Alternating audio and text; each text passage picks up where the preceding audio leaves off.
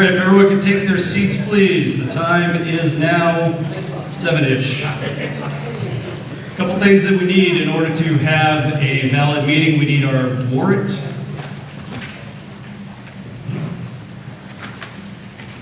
We need quorum, which we have. We need our town clerk. We need myself, the moderator. We have all of those things. We have people who are here who may not live here, such as our representatives from Blackstone Valley Tech, some school employees,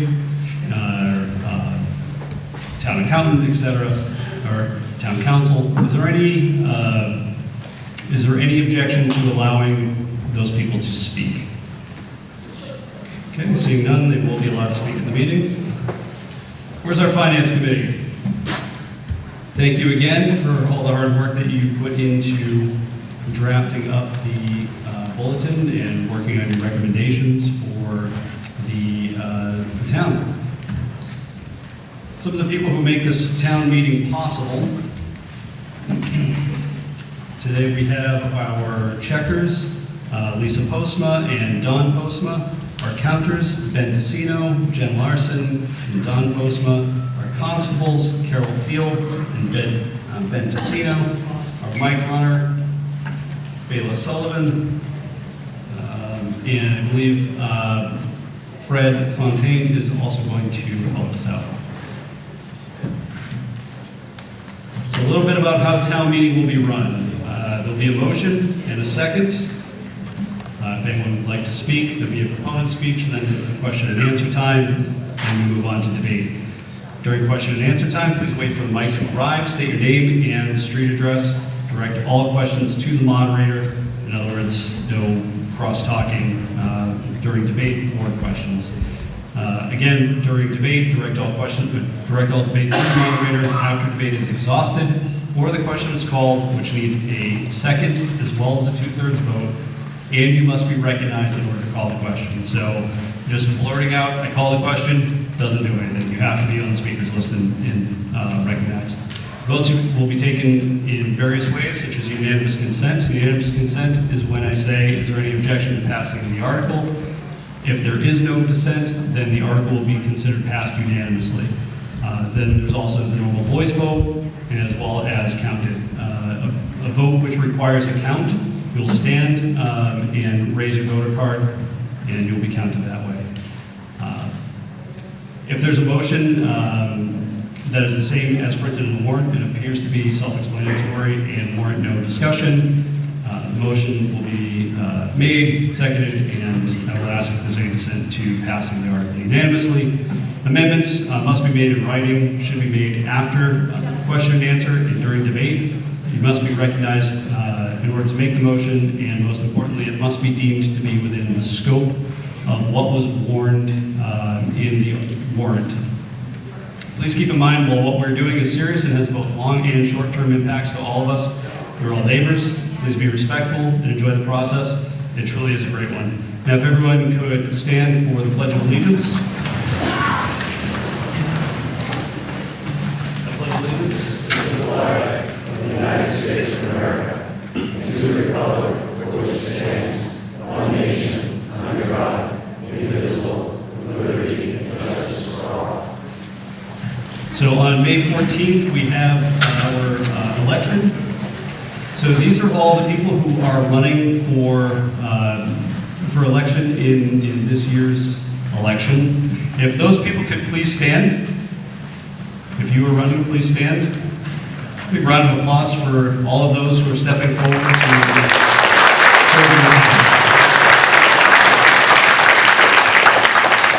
I'd also like to recognize Kevin Morse.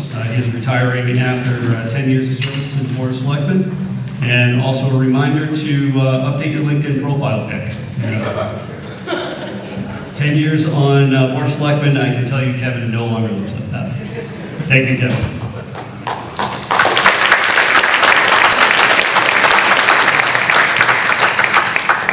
Okay, so unless there's any dissent, I will dispense with reading the annual town meeting warrant. I mean, if you guys really want to hear me read this whole thing, I will, but I don't think anybody wants to be here that long. Okay, seeing none, I will say that I have the attested warrant in front of me that was signed by Michael Fitzpatrick, Maxwell Postma, and Ross Smith, and attested to by Carol Field on April 18th, 2024.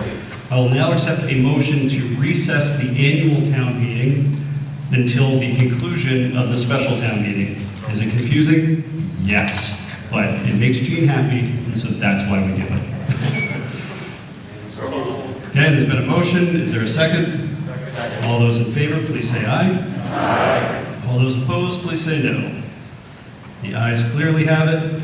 I will now dispense with reading of the special town meeting warrant, unless there's any dissent. Okay, seeing none, I have the attested copy signed by Michael Fitzpatrick, Maxwell Postma, Tim Bowden, Ross Smith, and attested to by Carol Field on April 18th, 2020.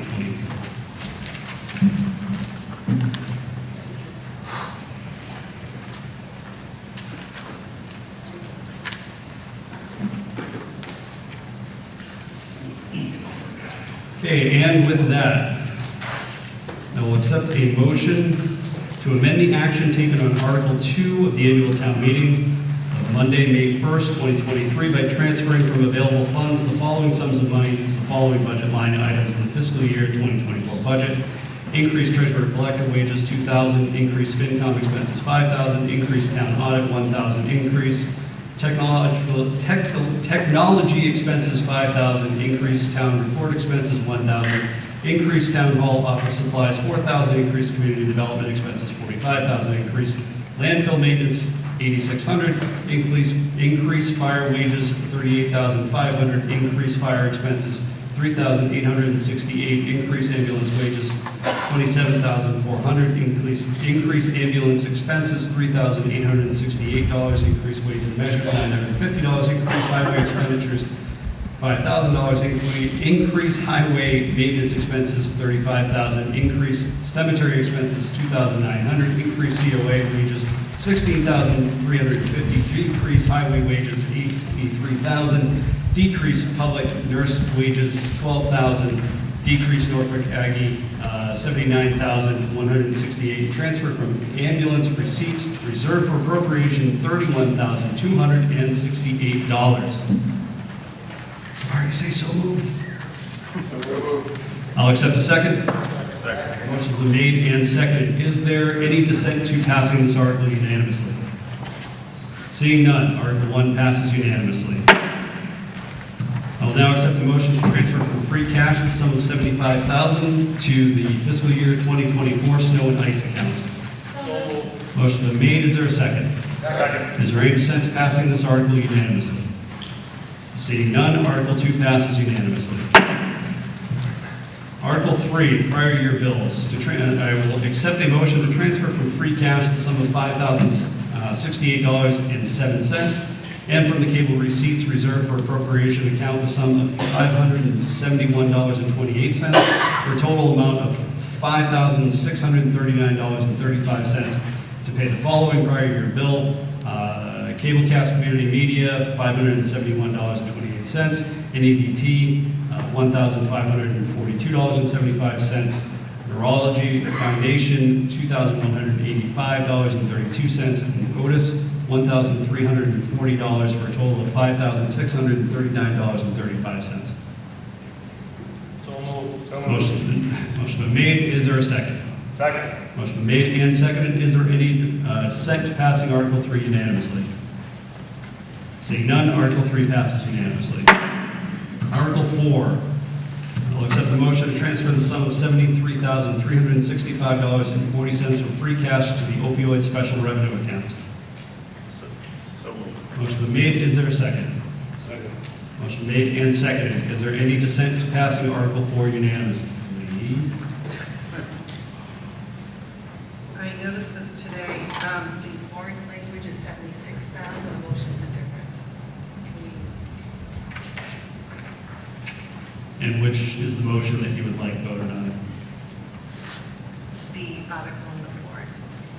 You would like the total to be 76,000?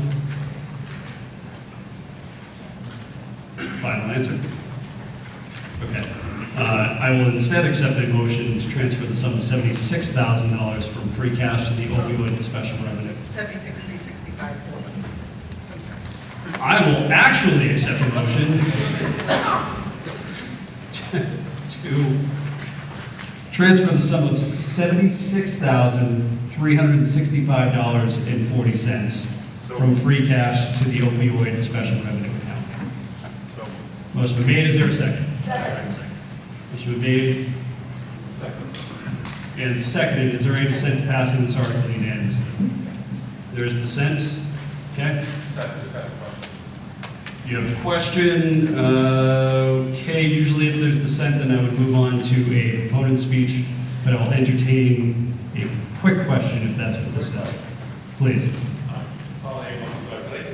Hold on one second, Colin. Colin Harry, Northwoods Drive. Can I just get a quick explanation of the opioid special revenue account, please? Okay, can we get clarification on what the opioid special revenue account is? And this article, Matt or Jean, can one of you please field this question? This will be a new account that's formed.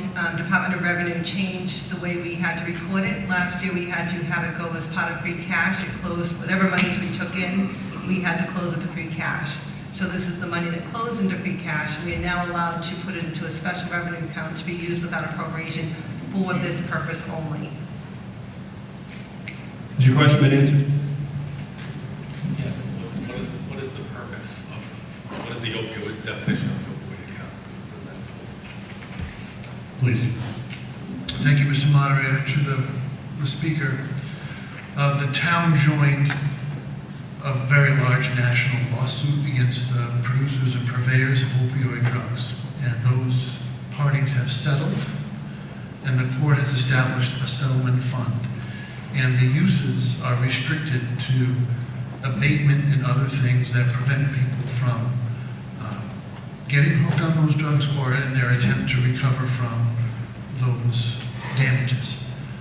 The town participated in the settlement, but the Commonwealth of Massachusetts didn't have a mechanism for us to take those funds. So last year, when we got the check from the settlement fund, it had to go into free cash.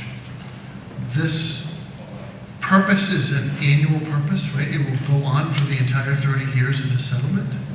So therefore, the special revenue account is the mechanism that is used to bank those funds and then use them to pay for programs that meet the requirements of the settlement.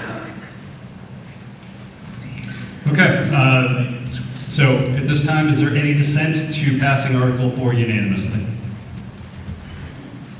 Okay, seeing none, Article 4 passes unanimously. And by the way, that is almost exactly how that's supposed to work. So if you have any questions or you want to debate the article, then yes, you would raise your hand, say I dissent to passing the article unanimously, and then we would move on to either the proponent speech or question and answer. So that's how it's done.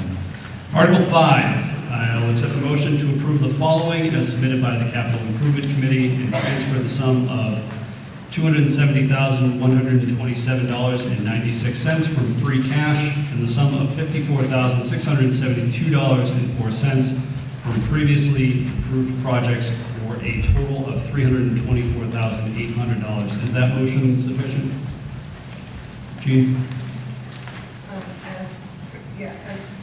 Yes. Okay. So moved.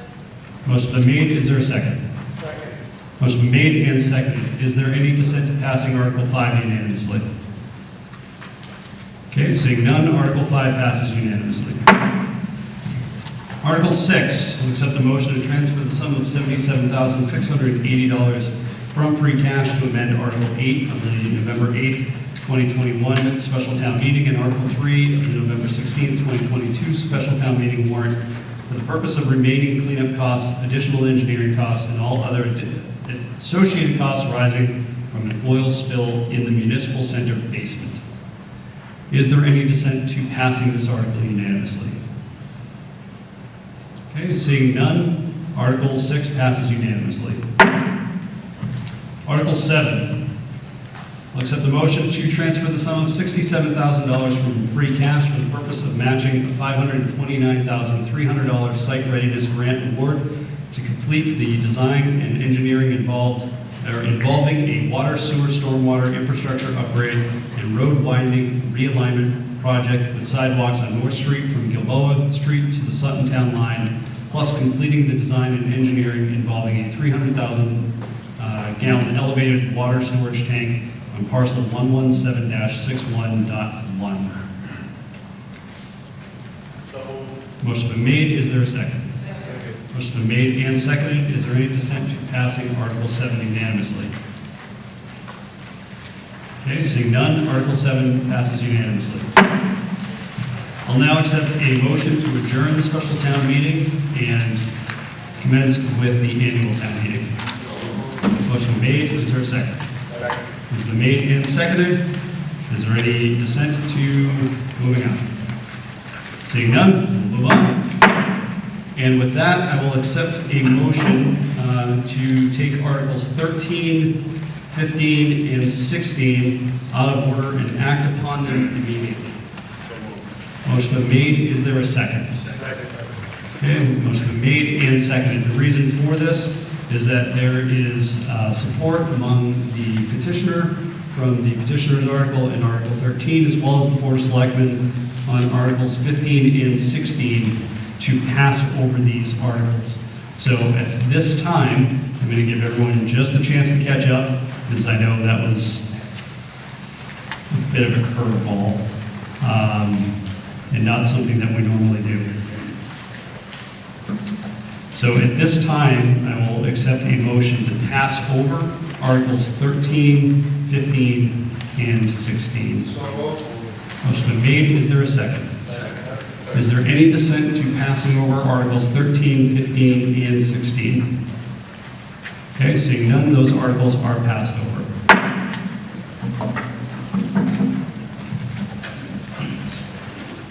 Okay, I'll now accept a motion to pass Articles 1, 2, and 3.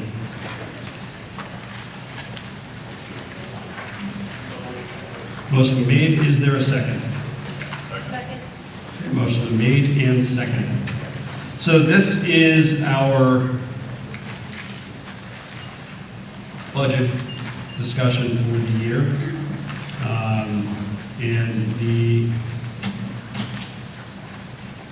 We further clarify the motion to hear and act upon the report and recommendations of the Finance Committee, and further to fix the salary and compensation of elected officials as presented in the Finance Committee's fiscal year 2025 budget recommendation, and further to approve a total budget of $33,571,412, consisting of $15,629 transferred from reserve for reduction of excluded debt account, $385,000 transferred from ambulance receipts reserved for appropriation, $10,000 transferred from wetlands protection fund, and the remaining $33,160,783 to be raised and appropriated, all as set forth in the column entitled Fiscal Year 2025.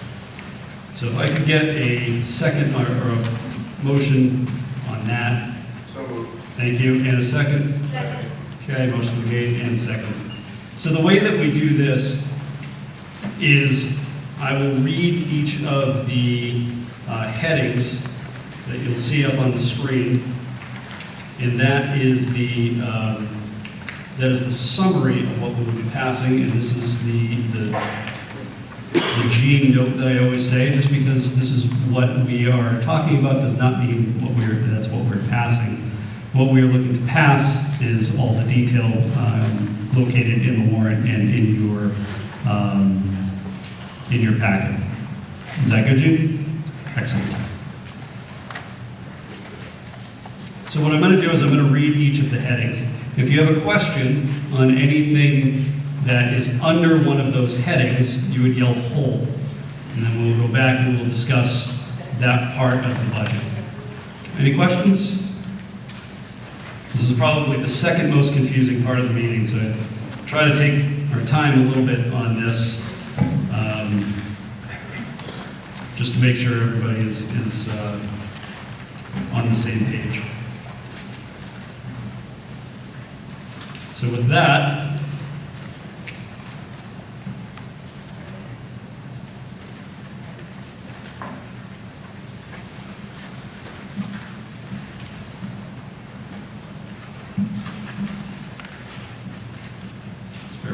1 second, I apologize.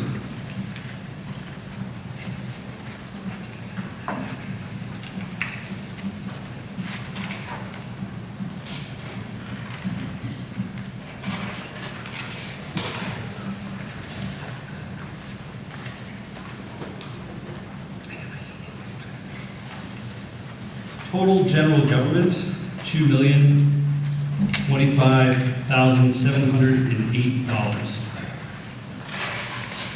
Total public safety, $4,381,321. I'm sorry, $23.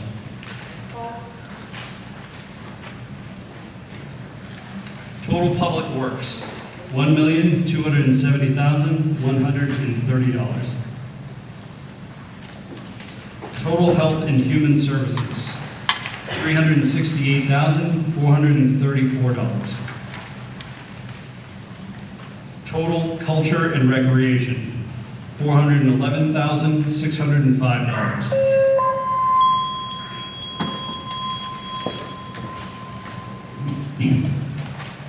Total education, $17,538,750. Total insurance/employee benefits, $17,538,750.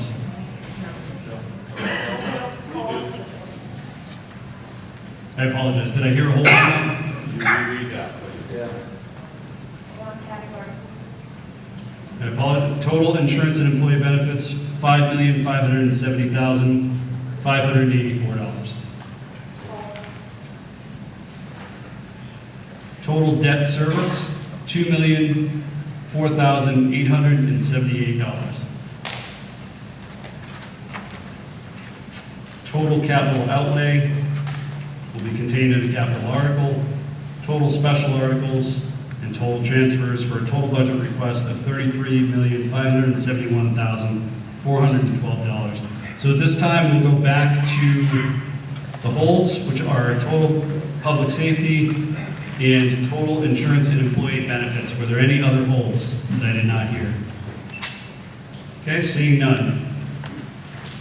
Total public safety, who would like to speak on that? Any questions on total public safety? Okay, can we get the microphone over here, Bailey? Go ahead and stand up, please. Hi, Christina Menard, 15 New Chuck Street.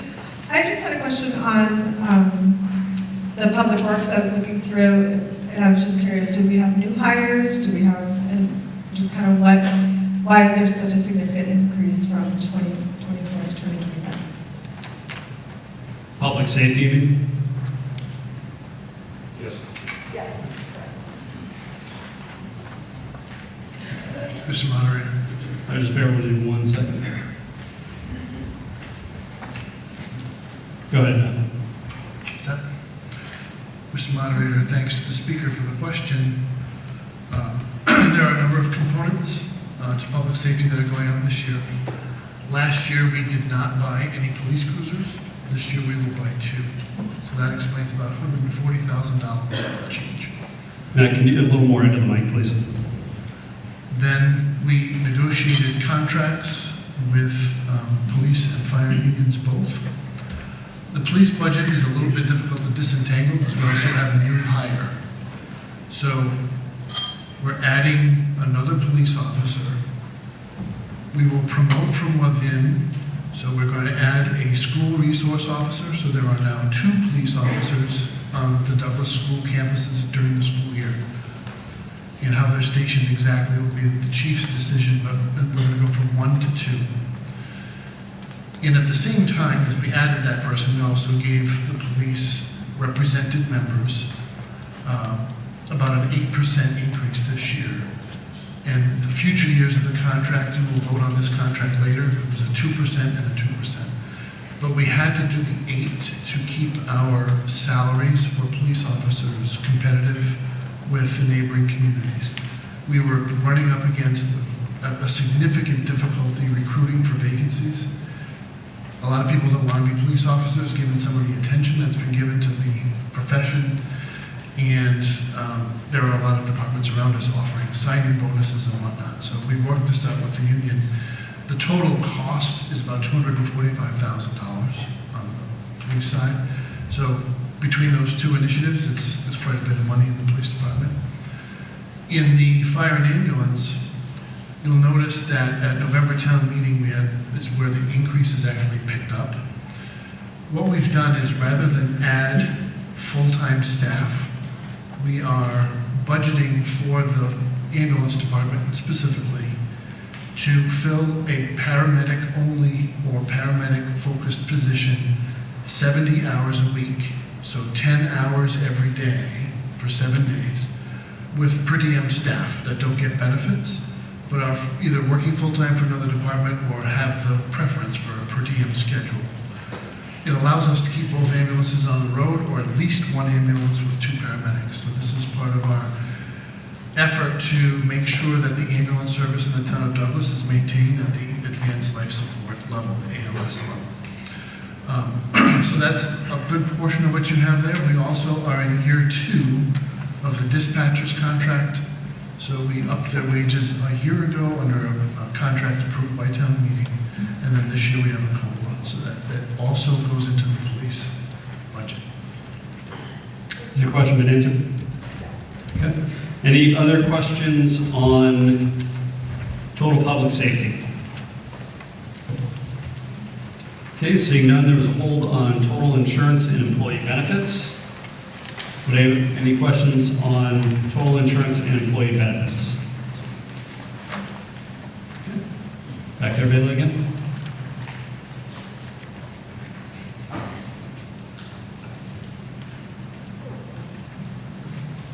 Christina Bernard, 15 Nantucket Street.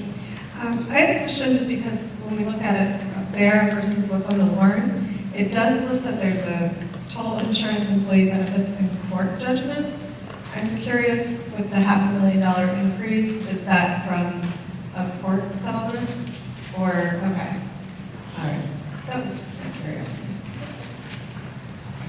Matt, do you care to expound on what that is?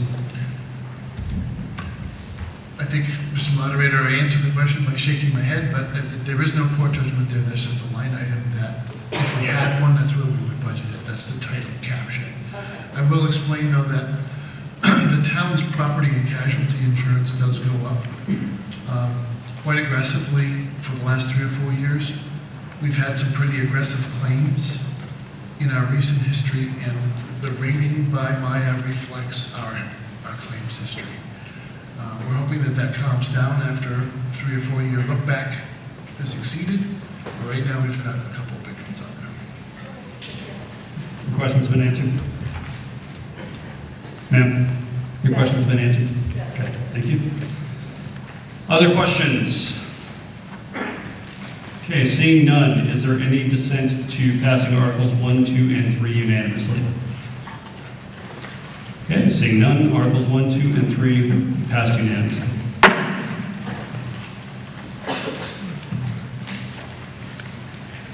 Okay, Article 4, I'll accept a motion to raise and appropriate the sum of $1,882,000 for $1,882,492 for its operating and capital assessment by the Blackstone Valley Vocational Regional School District for the fiscal year commencing July 1, 2024, which is inclusive of $34,211 of Proposition 2.5 exempted funds to be applied against debt service associated with Douglas's previously voted amount for the district's addition/renovation project.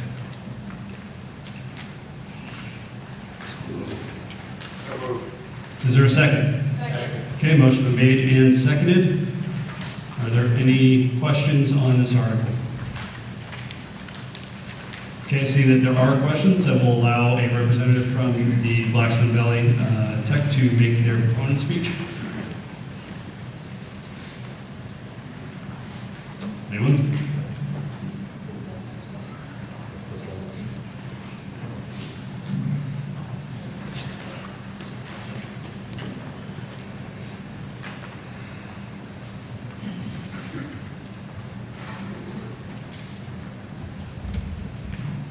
Thank you very much.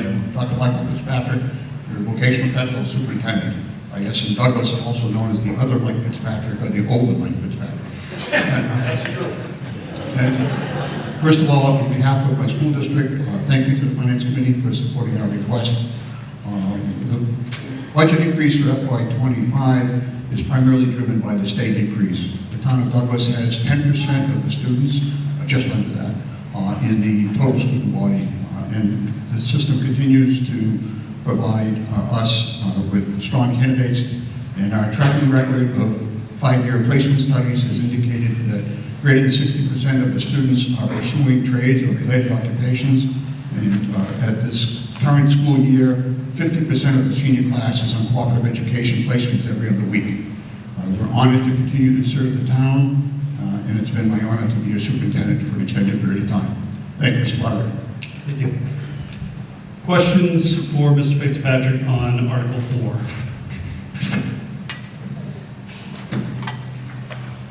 Okay, seeing none? Nope. In the back over here.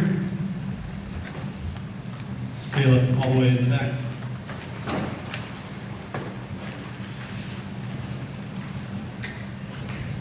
Hi, John Pelquin. What does this break down to per student that's from Douglas? Yeah, just bear with me 1 second. Let's, you want to give Mr. Fitzpatrick that microphone, please? Bailey, go ahead and stay up there. Okay, please. Repeat the question for Mr. Moderator. Absolutely. What does this break down to per student in Douglas? For the students that are going to PVT from Douglas. The per student assessment for FY25 is $14,669. That is the exact amount based on the assessment to the town divided by the number of students enrolled. So $14,669, that includes all cost centers. Does that respond to your question? This one, yes, thank you. Thank you. Other questions? Okay, Bailey, right there. I'm curious. Name and address, please. Christina Menard, 15 Midtown Street. I was curious, how many students will BBT take from Douglas? Is there a maximum capacity, or will it just take as many that qualify to go? I don't really know that formula. As I read your question, you're talking about the total enrollment of the system and the application process? Yes, and how many, so if 305, could you potentially take 75 of the Douglas? I guess I'm curious on that. Yeah, the state admission process is filed with the state of Massachusetts, reviewed by the Department of Elementary and Secondary Education, and a number of other civil rights groups to ensure that it's compliant. Each of the candidates from any one of the 13 towns competes with the candidates from the other towns. So you have no advantage or disadvantage by residing in one community or another. Douglas has done quite well in that competition, and it's one of the reasons it enjoys the enrollment it does. Does that answer your question? It's not a quota system. Okay, so I guess it does answer. So we could potentially All right, hang on. You have a follow-up? No. Okay. Other questions? Okay, seeing none. Would anyone like to speak on this article? Okay, seeing none, is there any dissent to passing Article 4 unanimously? Seeing none, Article 4 passes unanimously. So the next few articles are mostly what I would consider housekeeping. They're self-funded articles that basically allow each of these entities to operate. So with that, I will accept a motion to pass Articles 5, 6, 7, and 8. Motion made. Is there a second? Motion made and seconded. Is there any dissent to passing Articles 5, 6, 7, and 8 unanimously? Okay, seeing none, Articles 5, 6, 7, and 8 pass unanimously.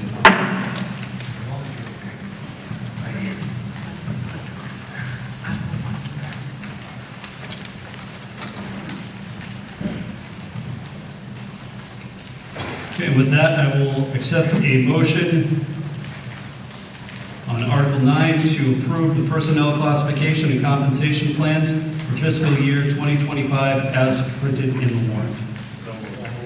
Motion been made. Is there a second? Okay, with that, is there any dissent to passing Article 9 unanimously? Okay, hearing none, Article 9 passes unanimously. Oops.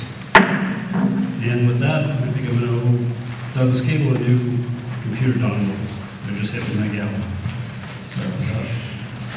Article 10.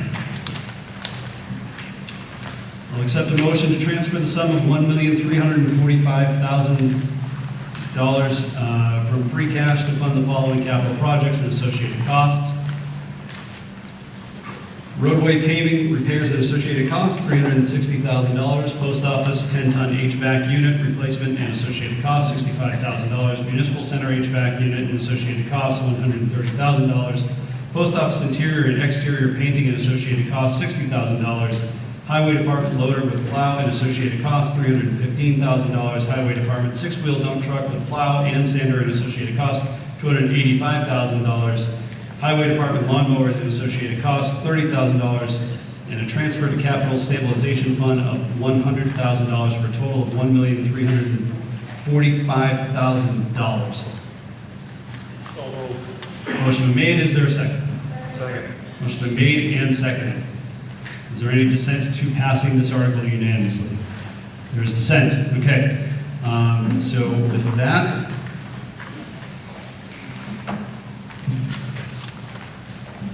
bear with me 1 second.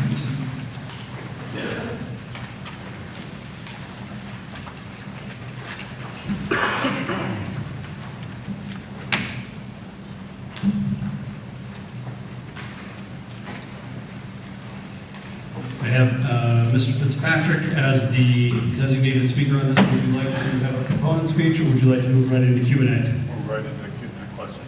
Okay. Are there any questions on this article? Go ahead, yep, Hal. Harold Davis, 80 Orange Street. My question is this: we've got the $360,000 for roadway paving, and we're getting about $217,000 from Chapter 90 state funds. And our roads are very in deplorable situation. So through you, if possible, maybe to the town administrator, is there a consideration for a bond issue to cover the capital cost for a more extensive program to remedy our roads? That's the question.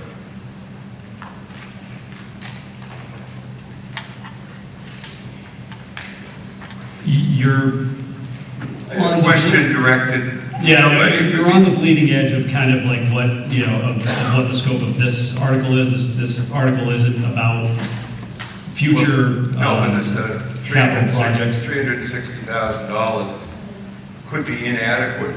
So I'm trying to understand, are there going to be additional funds in the future, or if 360 is projected several years into the future as well. So I think we need to put more resources in. I'm just asking, the question I'm asking, is there anything else besides the 360 that's going to be put forth by the town to get ahead of our road situation? So the question that I'll take is, because you can't, without an article that's currently on the warrant, you can't look into the future and say, what's coming down the road. So the question I will take is, what are these costs going to be applied for, given the extensive needs in the town? Is that acceptable? Fair enough. Okay. Would you like to feel that, or would you like to feel that? Either one, I don't know. That's fine. So, tell me what your question is again. The use of the current funds, given the overwhelming need currently presented to the town. Yeah, okay. So, questions relating to the road conditions. So we had a study done a few years back. The streets. What's that? The study identified that we had a strong need to repair the roads, and they suggested that it was $1.7 million a year over the next 20 years. Okay.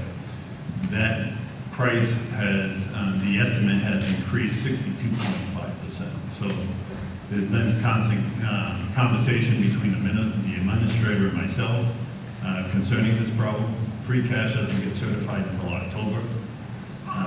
So we really can't pinpoint what we're going to put towards those numbers. Currently, we get $362,000 from Chapter 90. We have another $360,000 that we, hopefully if this passes, gets appropriated for that use. And I believe there's another $225,000 for crack sealing and things of that nature.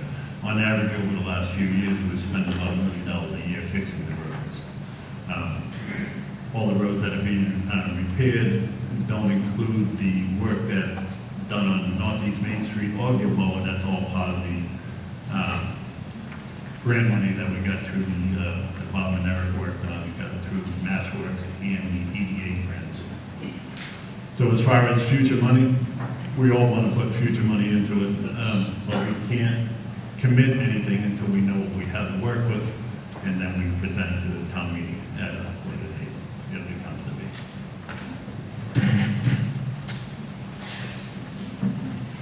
Other questions? Okay, seeing none, is there any dissent?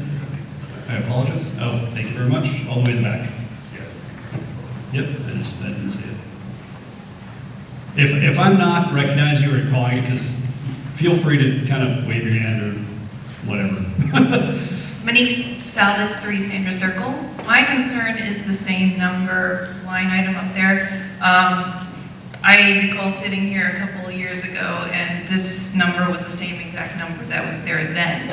And my question is, why now in 2024 is that number still the same and we're not increasing with the times?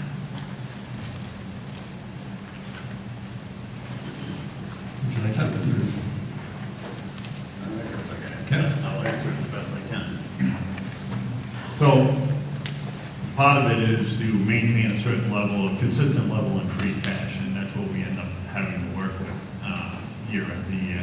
Up until recently, it's been pretty consistent. We've had about $1.2 million of spending on the capital program. Now, a few years back, in 2022, when we bought the latest fire truck that we purchased, that was $750,000. That's when the special stabilization account came to be, because it was too much of a burden on the capital process, and it left no money for anything else.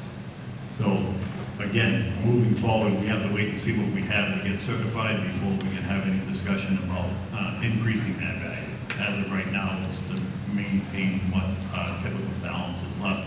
Everything's all said and done in free cash.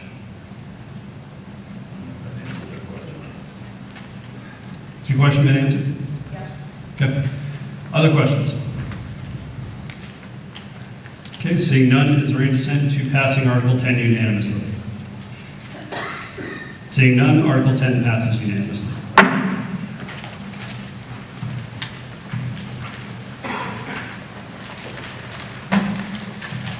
I'll accept the motion to ratify the Douglas Firefighters Union contract executed by the Board of Selectmen and the Douglas Firefighters Union on April 2nd, 2024. Motion been made. Is there a second? Second. Motion been made and seconded.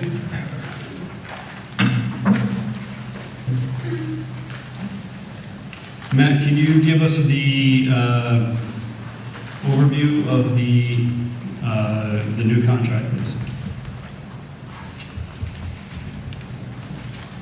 I see the teacher's going to call on me, even though none of you have asked me any questions. It's your slide. Mr. Moderator, we negotiated with both of our public safety unions this year. There was an earlier question from another speaker on the floor where I answered similar prioritization we did with fire and ambulance.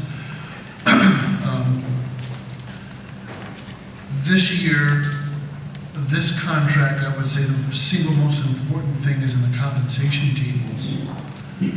We used to use the firefighter's wage as the base, and then we would add additional credentials with financial incentives for achieving those credentials as an add-on to the firefighter wage. The town of Douglas has a relatively small department, as you know, that there are 2 out of 3 shifts have 2 people on them. And we're trying to maintain an advanced life support service on the ambulance side and ALS side. So that requires paramedics. We can't hire basics and have 2 basics on the truck, 2 basics around the truck. It is a BLS ambulance. And there are a number of things they can't do. Certain drugs, certain interventions that may be of life-saving quality are not available through a basic. You need a paramedic. So what we've done now is the pay scale for this union is based on what it costs to hire a paramedic at a competitive wage, and everything is added on to that. So a paramedic who has a firefighter 1 and 2 training will get a bonus on top of the paramedic wage to be a firefighter paramedic. So this is a cumulative thing. It has been absolutely essential to do this because the industry has completely dried up. It is almost impossible to find paramedics at a competitive wage. It's slightly off topic, but I do want to compliment the select board chairman and the superintendent of Blackstone Valley Tech for working out the details of the program to get high school kids interested in being a paramedic and try to create a bigger reservoir for us to draw from. But right now we're competing, and in competition, you don't win if you don't run. So we are trying to update these wages to be more competitive. So that was the central focus of this negotiation. The town is also making an investment in our firefighter EMS people on 2 levels. One is we have a commitment in this contract to their continuing education. So if we have a good employee who's an EMT basic, we will invest in that person and help them get their paramedic credential financially.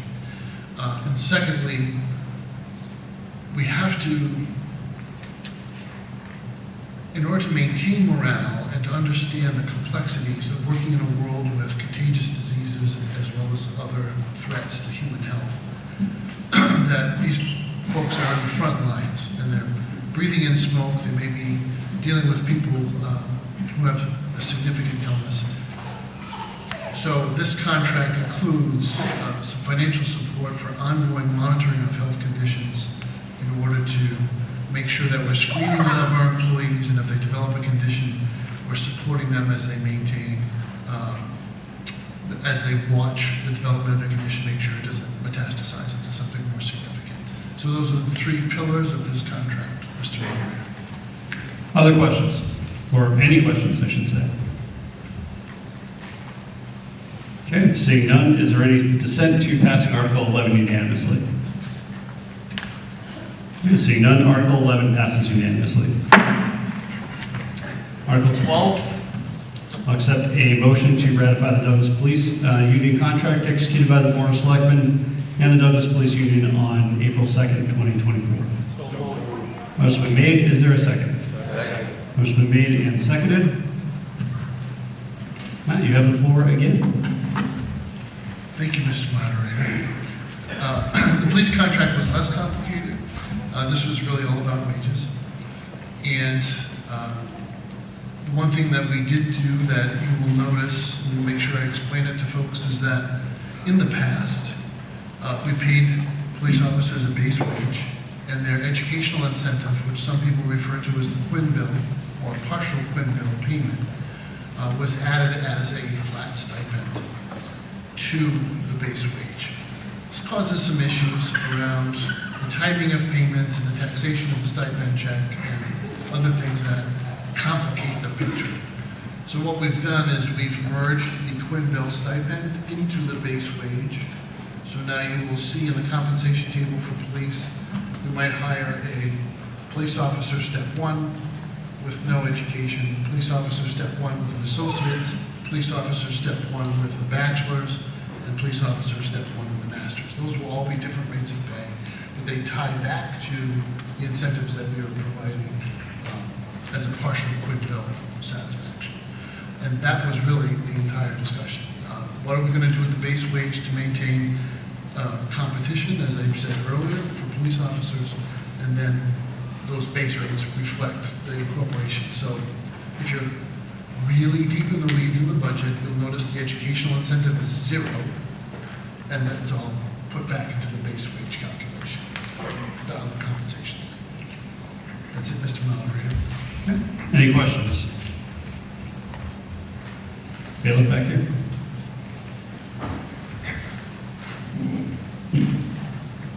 Christine Menard, 15 New Duck Street. I have a quick question on the new school resource officer. Is that going to be in the high school? Mr. Moderator, may I defer to the police chief? Absolutely. Can you pass the mic back, please? Oh, actually, bailiff. Nick Migliano, police chief. Yes, there'll be one full-time at the high school and one officer will be assigned to the other campus, the other 3 schools. Other questions? Okay, seeing none, is there any dissent to passing Article 12 unanimously? Seeing none, Article 12 passes unanimously. Article 13 was passed over in the previous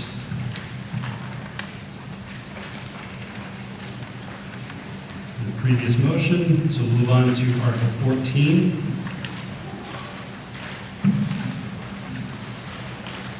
I'll accept the motion to amend Section 6.8 of the Douglas zoning bylaws as printed in the warrant. Motion been made. Is there a second? Second. Motion been made and seconded.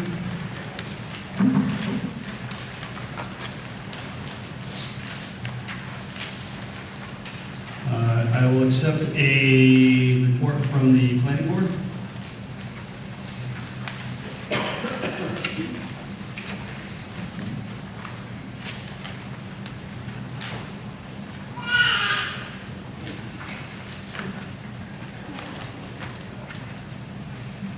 Okay, and the report does say that the planning board voted 6-0 in favor of this article. Is that correct? It was a 5 or a 6? 5. 5-0 in favor. Thank you. That's why I asked. I'm reading glasses. I know, I should wear them. I refuse. So, yes, I have a report that says the planning board voted 5-0 in favor to support this article.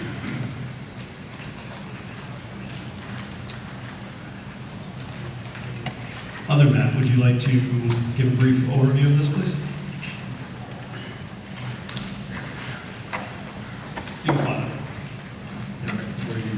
Thank you. Matthew Benoit, Director of Community Development. As you know, the town meeting passed the solar bylaw in the fall of 2022, and we received comments back from the Attorney General last spring, though it was not in time for spring town meeting, so it went on to the fall warrant where it was passed over. So we ended up rescheduling a new public hearing and having it here this evening. These are changes recommended by the Attorney General and vetted by Town Council. Thank you. Questions on this article? Liam, you want to grab that one?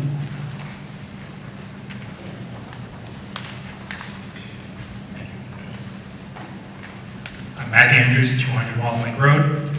Could someone explain the section 6.8.10.5, vegetation management, and why it is a benefit to folks who live near the solar field to allow herbicides, whereas originally it did not allow herbicides?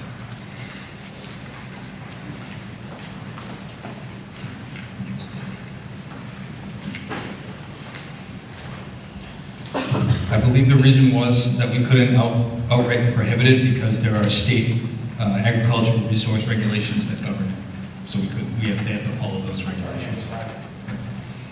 Thank you. Questions been answered? Yes. Thank you. Other questions? Okay, seeing none, is there any dissent to passing Article 14 unanimously? Okay, seeing none, Article 14 passes unanimously.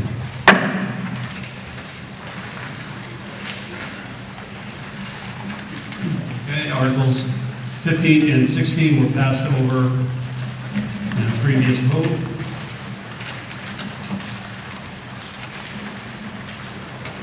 If I'm giving anyone vertigo with that, I apologize. Article 17, I've set the motion to approve the Blackstone Valley Tech roof reconstruction and replacement of rooftop HVAC project as printed in the warrant.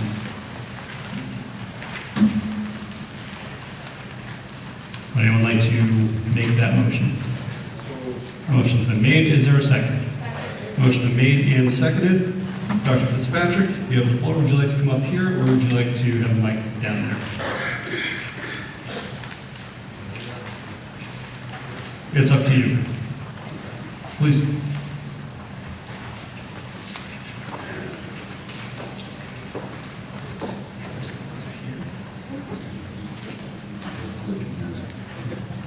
Thank you, Mr. Moderator. Michael Fitzpatrick, Superintendent of Blackstone Valley Tech. First of all, I'd like to thank the Finance Committee once again for supporting this article. And I'd like to particularly raise recognition for the fact that the Chair Vandenberg of the Finance Committee spent a good portion of one day touring the 300,000 square feet of Valley Tech and examining firsthand the condition of a 65-year-old building, which we take care of. The Finance Committees from across the district have all responded to our presentations before the town meetings. And no Finance Committee, there are 126 Finance Committee members across the district, and we do our best to get along with all of them. But no Finance Committee in the district has indicated they will not support this bond request. The borrowing will be conducted at Valley Tech. We're not asking the town to assume any borrowing associated with it.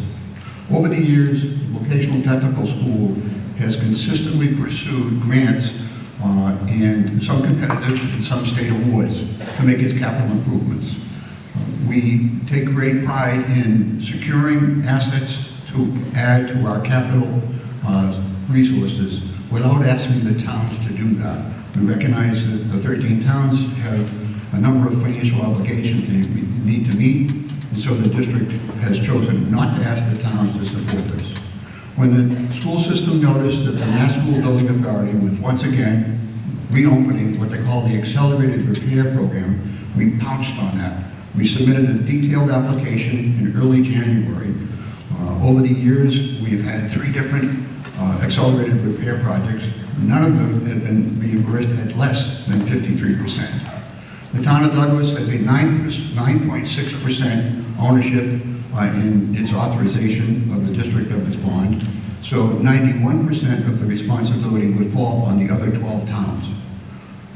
Douglas has enjoyed a relationship with the 13-town consortia for cost-effective purchasing and has clearly, maximized that. This is an opportunity for us to pursue significant state reimbursements. At the request of the Finance Committees in their presentations, we built a condition, and you'll notice in the warrant, that if the state doesn't approve this project for reimbursement, we do not advance it at this time. So there's a contingency or a marriage between the state and the action being taken by the towns. At this juncture, only 2 towns have met, the town of Upton and the town of Mendon, and both of those towns overwhelmingly supported at their town meetings the support and request of this request. Other towns will proceed in their normal schedule. So I encourage you to support this. We also encourage you, and we recognize that the Finance Committee and the town manager and others felt it appropriate to create a debt exemption for this project.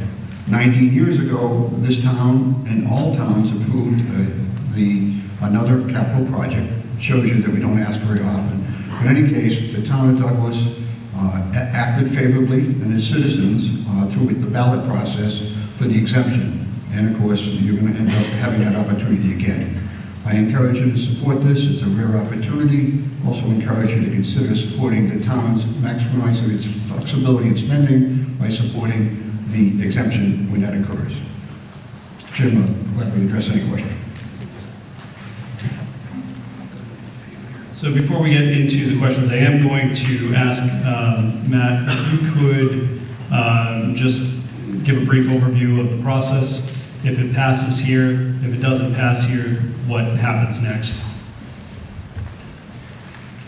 So, Mr. Moderator, pardon me, if this motion is approved as it is printed in the warrant, the town of Douglas would have a ballot vote to exclude the borrowing from the levy under Prop 2.5. So in other words, we would not put this debt into our operating budget, it would be excluded debt.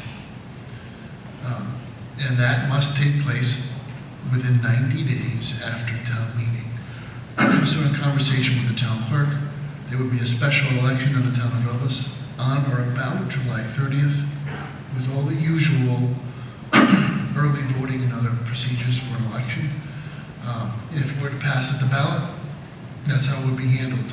BVT would go out, issue its debt, and the Douglas portion would be taxed to the residents of the town of Douglas, exclusive of the limits of Prop 2.5. And if the vote is not favorable? Well, they got me because I think at that point, if Douglas were to vote it down at the ballot box, but the other communities were to pass it. I actually was a little bit earlier, so if it doesn't pass tonight, is there still a vote at the ballot? So, no, you wouldn't, because you're not sending it to the ballot. Your action tonight is to send it to the ballot. Okay, and then, as you were saying, if we do not pass it, other towns do. Correct.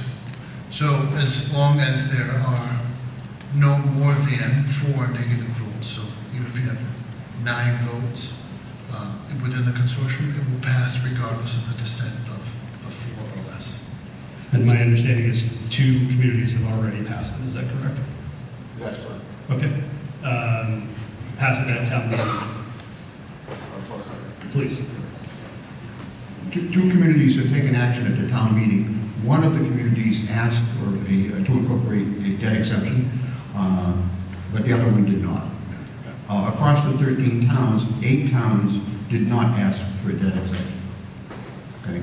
Also, I noticed that the moderator, as I was focused on the audience, was kind enough to show one of the slides which we produced. This is a listing of 19 different projects that showcase or illustrate fully the long-term process of a vocational technical school to access capital items without going to the towns. This has been, for credibility purposes, our track record. It's like a stock that continues to provide dividends. This is our track record. It stretches from 2011 to the current, and now we have another opportunity. We don't want to give the state any reason to say no. Questions for Dr. Fitzpatrick on this article? Okay. In the back, please. Liam. Oh, Bayla's over there now. Okay, we gotta switch it. Tricky. Monique Salvis, 3 Sandra Circle. Can Mr. Wojcik also answer this question if he feels? We'll see what the question Okay. is. My question is, what is that number of the financial impact to the town? Do we have that? And I don't know if it's up there, I can't read that very well. Oh, yeah, it's as printed in the warrant, so. Actually, I'm gonna say that's probably a Gene question.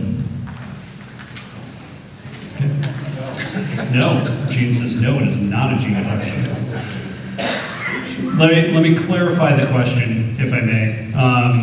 The impact of the town on, in what way? Or So I was tax thinking- rate, or? Well, that $10 million is divvied up amongst the towns involved, I would imagine, right? Correct. And so what of that is Douglas? What portion of the $10 million belongs to Douglas? Right, yeah. Excellent, and I believe that is a Dr. Fitzpatrick question. So the particular fraction component is 9.6%. In FY25, the expectation of the payment would be 0. In FY26, the maximum exposure is projected at $99,000, reduced by the reimbursement received from the state. Is that consistent with the amortization charts that we provided to you, Matt? Some of these are projections because you don't know exactly what we'll be able to borrow at. School systems, we have a solid bond rating and would expect that to be very favorable. But we need to take the action by the towns in order for the Mass School Building Authority state agency to agree to process our application. Again, it's a multiple step process. Once the towns support, we hope, and see the logic and the cost effectiveness, and then the state takes action, the state must take favorable action, or else we don't advance the project. It doesn't mean the roof will be fixed, it just means we'll have to come back at another time with a different plan. But this is an opportunity that dovetails the state's invitation for school systems to apply under the accelerated repair project. I hope that's helpful. I think she's looking for, so it's 9.6% of 10 million? Principal. Sorry, go ahead, Matt. So that's principal, right? So we don't know what rate of interest the district will achieve when it issues the bill, but that would have to be added to the payment. But I'm actually not even sure what the term would be. Is it 10 years or more? Sure, absolutely.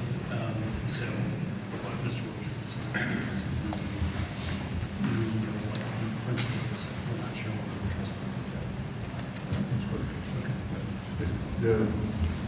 The question here is the knowns versus the variables, I think. Okay, I think the town manager outlined the fact that 10 million is the specific application that we are submitting from the school system to the state agency for reimbursement. Of that, we're responsible. Yes, I guess the authorization to your vocational technical school is the 9.6%. We don't know the borrowing rate at this time. We won't be able to do that until we can see whether or not the state approves the project, and then we continue to advance it. It might be also relevant to recognize that the last debt that you acted on earlier for your vocational school in the budget that was approved, recommended by the Finance Committee, was $34,211. That debt is being retired, so it no longer exists. Other questions?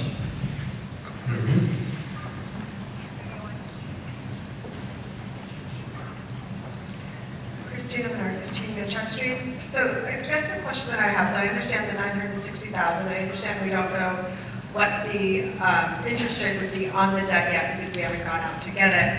But one thing that's sticking out to me is the including the payment of all cost incidental. So is there a chance that we could be paying more than 960? I mean, so could the project be larger than the 10 million? I guess I'm curious about that. Or is 10 million really the cap? And would you guys come back to the town if it's going to be larger than the 10 million? We have 7 different estimates that are provided to us, and we have the benefit of having vocational technical people on campus. 10 million is deemed to be a reasonable estimate given inflationary factors and what we hope to accomplish.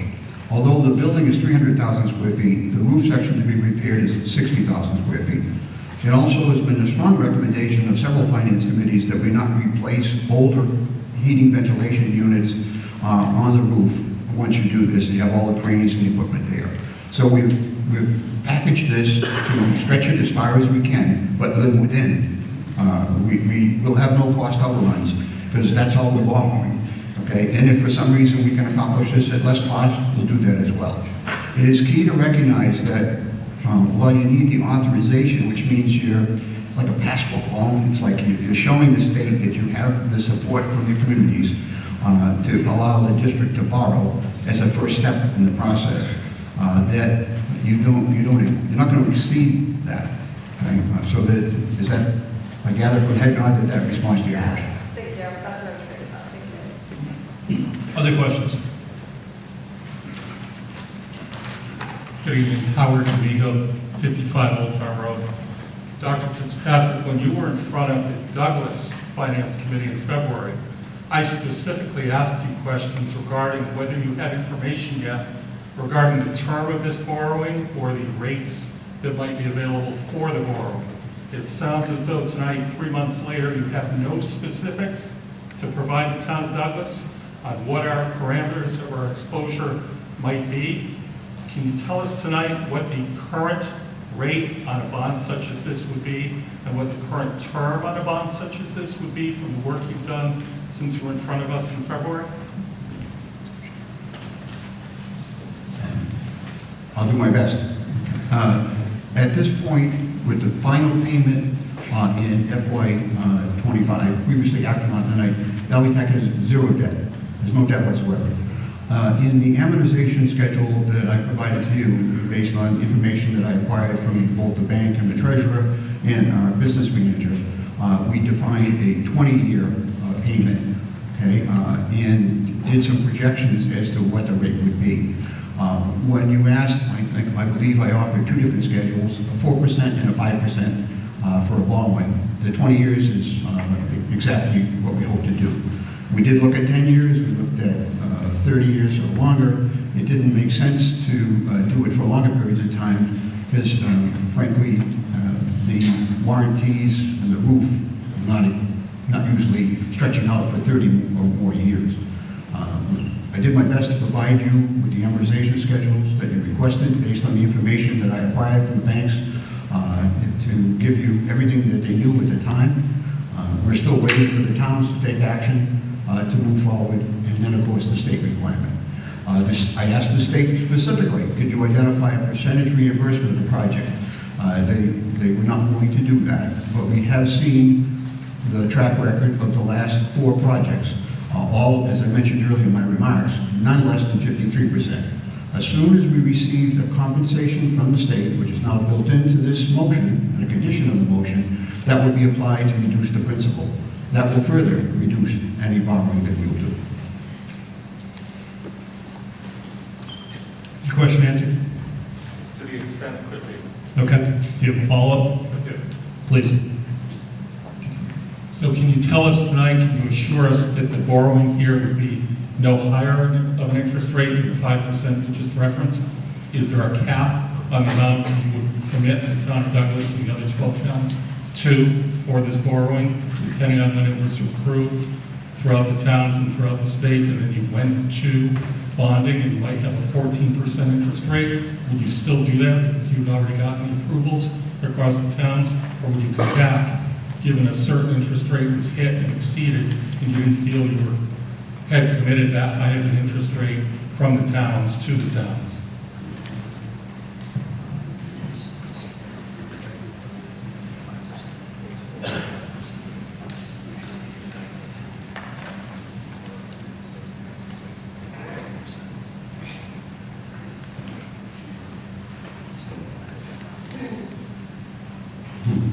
I mean, I certainly can't guarantee that it's the exact percent that we built into a variable. Okay, I went with the bankers and others as a recommendation. If the school committee saw a percentage increase, I think you mentioned 14% or 3 times that, they certainly would reconsider. Okay, Douglas' obligation of 9.6% would not change, and we're hoping to secure, a significant reimbursement from the state for the $10 million maximum to be spent on the project. This is something that the roof is 34 years old. It's in the northern section of the building. We've been able to do several roof repair projects by funding it ourselves, but the expense of this was greater than that we could provide. You can see the samples of what we're trying to do, Howard.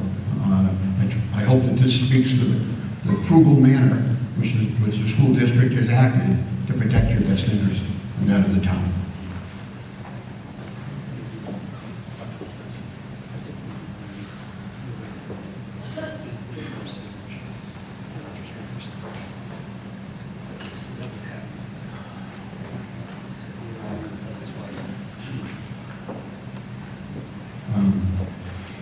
brother is the financial analyst. I'm just a superintendent. But in any case, I'll do my best to answer that. The school committee would make that decision, not the superintendent.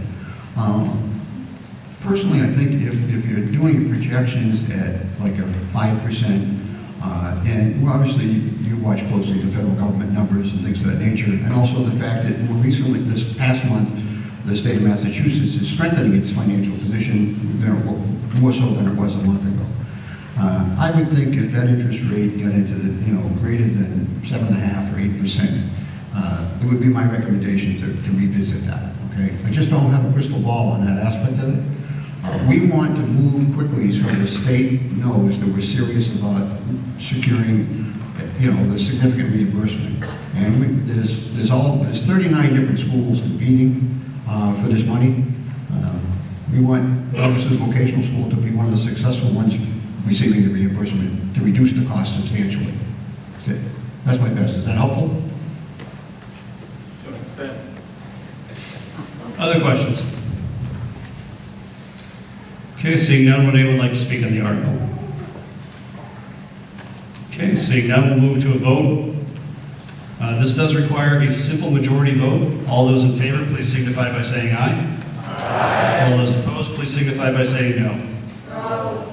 The ayes clearly have it. Article 17 passes. Article 18, I will accept the motion to transfer custody of the 2 parcels identified in the warrant to the Board of Selectmen for general municipal purposes and/or disposition. Motion been made. Is there a second? Second. Motion been made and seconded. Before I move into a vote, are there any questions on this article? Okay, seeing none. Is there any dissent to passing Article 18 unanimously? Seeing none, Article 18 passes unanimously.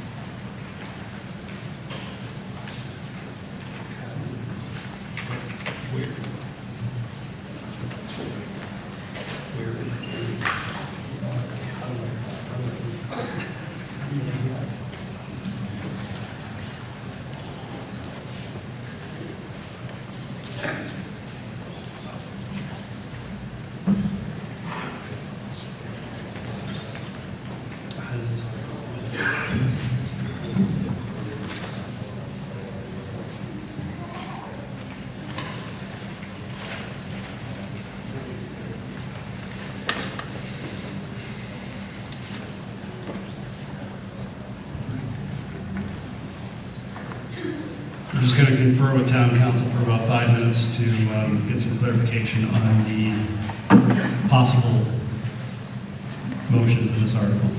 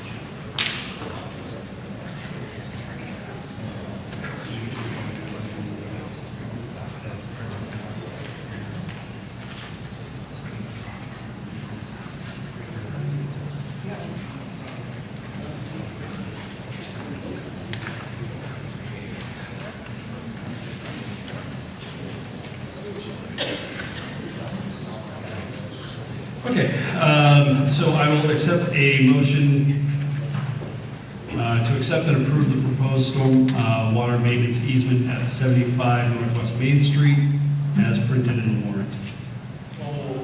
Motion been made. Is there a second? Second. Motion been made and seconded. You'd like the floor? Please.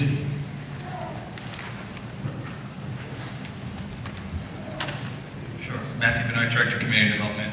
So this easement was proposed by the landowner at 75 Northwest Main Street. As this is a low point in stormwater, they're proposing, with Stantec is designing and provided plans for a catch basin there with a pipe that goes through the property and discharges the stormwater to the rear lot.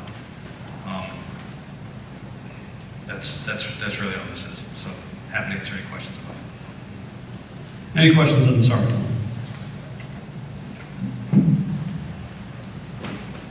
Yeah. For Bailiff? Bailiff.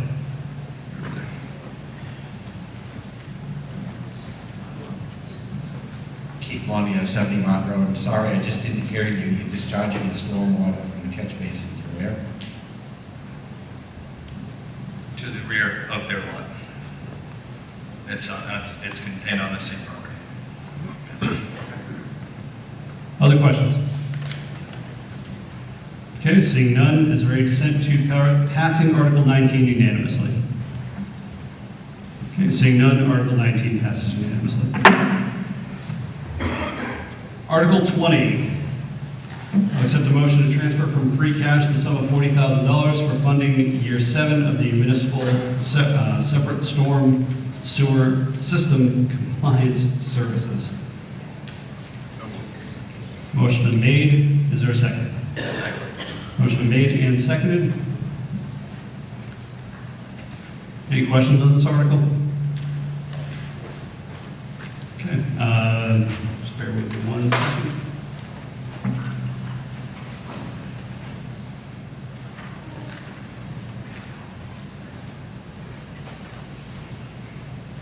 Matt, do you want to give a brief overview of Article 20?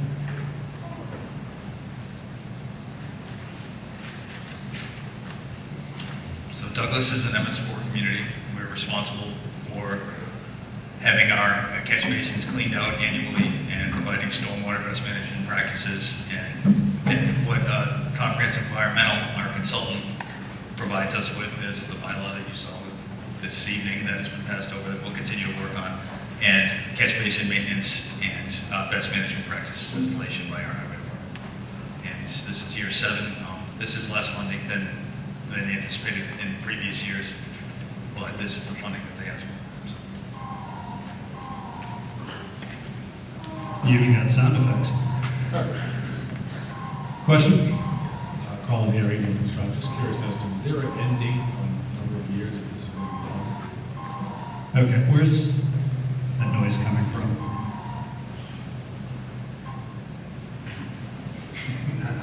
Thank you. Go ahead, can you please repeat, but into the microphone? Is there an end date that a number of years that this is going to be funded? Okay. Year 7, is there, is it going to be 20, is it going to be year 10? I believe we would keep doing this until we've met all of the minimum requirements of the stormwater management. Other questions? Okay, seeing none, is there any consent to passing Article 20 unanimously? Okay, seeing none, Article 20 passes unanimously. So I know it says announcements. Apparently, the slides did not make it into the presentation. So we are going to pretend we're the way back times of I don't know, 11 years ago, and go without a slide for this motion. So I will accept a motion to transfer from free cash the sum of $30,000 for master planning services provided by the Central Mass Regional Planning Commission. Motion been made. Is there a second? Second. Motion been made and seconded. Are there any questions on this article? Okay, seeing none, is there any dissent to passing Article 21 unanimously? Seeing none, Article 21 passes unanimously. And with that, I will accept a motion to adjourn. Motion been made, is there a second? Second. Motion been made and seconded. All those in favor, please signify by saying aye. Aye. All those opposed who really don't want to go home and find their seat really comfortable, please signify by saying no. The ayes clearly have it.